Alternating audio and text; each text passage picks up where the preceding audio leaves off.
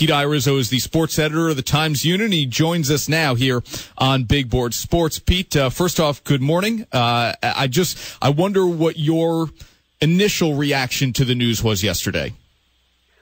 Well, I was glad because I think for a while the city has deserved to have the event come back here. I think that anytime they put an NCAA tournament here, I think the city has shown that it really embraces it. I think that was especially true when the women's regional was here a couple of years ago. And, the UConn women were here. It was a great crowd. You even heard Gino Auriemma talking about how he thought Albany was a great place to have the tournament because the way the city really embraced it as a big event. So I was hopeful that the men's tournament would come back here because, you look around at some of the first and second round sites and you see empty seats in the building. And, Chris, you've been on the road in some of these places too. You go to a big city like, Philadelphia, and it just sort of feels like one more thing going on there that weekend. Whereas when the tournament comes somewhere like Albany, it's the biggest, among the biggest local events of the year. So I was really happy for the city and all the people at the arena who I know have worked hard for a long time to try to make this happen. And I think it's in no small part due to the fact that we have the convention center down there that's open now. You have more hotel space down there now, and of course all the renovations they're doing to the arena itself. Yeah, Pete, I went and covered the site this year in Buffalo, and you had that same type of feel as Albany. A lot of people embraced the fact that the tournament was there, and you had a decent amount of crowds there. Do you think there's any issues the city might run into at all having this event come in 2020?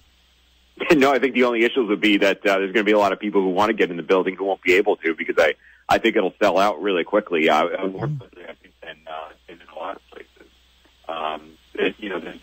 I think of a handful of sites, Philadelphia, Columbus, right in past years, and you look around the building, and maybe it's only 2/3 full for some of the games. Some of these games between Albany, I think the games will sell out really quickly. All right, and we're losing Pete's phone there, as you could tell. We will try to get him back on a better line here, but I think Pete's right that it'll be in such demand that's going to be the biggest issue, is that people are going to feel like they just didn't get to go. But hey, listen, supply. What's the first rule of supply and demand, right? don't flood the market. Exactly. If people want to go and they can't get in, that's not always the worst thing in the world. And that was the one thing we talked about in the break, talking about where we were going to go with Pete. And the question we always had, especially downtown Albany, is the parking, to where if you're going to have this, especially with Pete saying that it might actually sell out, to where are these people going to park? It's going to be one of those things where everyone talks about when the track season comes around, if you don't have to be in Saratoga or don't want to be near the track, that you might not want to be near Saratoga or the track. But to ultimately adding the convention center and getting the interest to want to come back to Albany, you will get people that want to go see it because, again, even the next 2 years, the next closest sites for the first and second round are like Pittsburgh and in Columbus, Ohio, to where you can get this just driving right into downtown Albany. And we've got Pete back on the line here. Pete Iorizzo, Times-Union sports editor, with us here. And Pete, as we lost you there, just your thoughts. I know you said the demand would be so high that may be the biggest problem. Yeah, exactly. Yeah, I think in terms of actually hosting the event itself, I think that the arenas and the city have already proven that they can do a great job doing that. So I don't know. I wouldn't anticipate any issues there. We certainly know the media is going to cover the heck out of it. So really, I think the only issue is going to be there's going to be a lot of people who are going to want to get in the building who might not necessarily be able to. Pete, your colleague Mark Singlace at the TU tweeted out, closer, I think you saw this on Twitter, the financial windfall that could come along with this. Look, this is the Times-Union Center and the city of Albany and the county. They're in business. So it's about making money and bringing events to the area that will make money. I would have to imagine the first and second rounds in 2020 are going to bring plenty of money to Albany.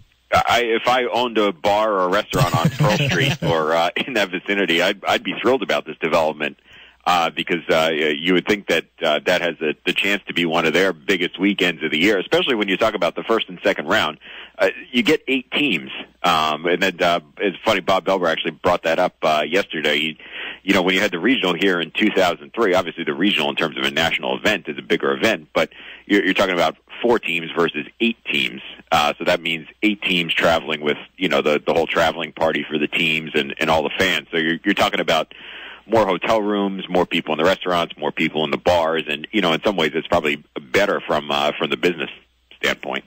Pete, talk about this convention center, because I know that Bob mentioned that this was kind of one of the reasons why Albany was thrown up again for the bid and ultimately got it, because what exactly does this convention center help with these teams coming in?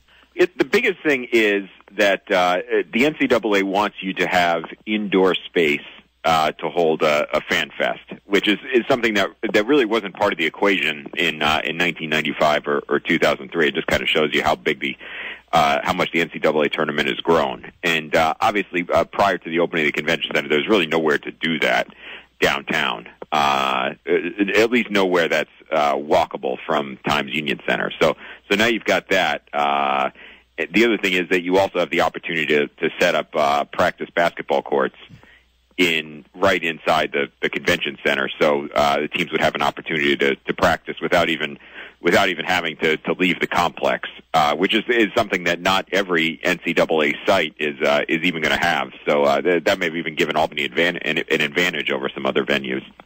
Pete, every Monday morning, I know we go around the world of sports with you, and I want to get your reaction to the news of the day, which, of course, is Aaron Hernandez being found dead in his jail cell, having hanged himself from a window with a bed sheet. I've stated on this morning's show and Closer as well, there's an element of surprise to this news just based on the fact he was acquitted on Friday of a double murder charge. What was your reaction when you woke up this morning and saw the news?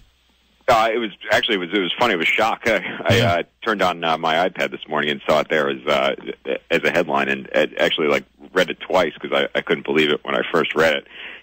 It's a really difficult story to sort of make sense of or define in any one way. I think it's a tragedy in the sense that you look at everything that Aaron Hernandez had in front of him, and then you look at where we ended up this morning with today's news, and it all seems like such a waste, and you just look at sort of the trail of destruction in his wake, and all the families that were torn apart, and certainly his own family, and a young child who's going to have to process this for the rest of her life.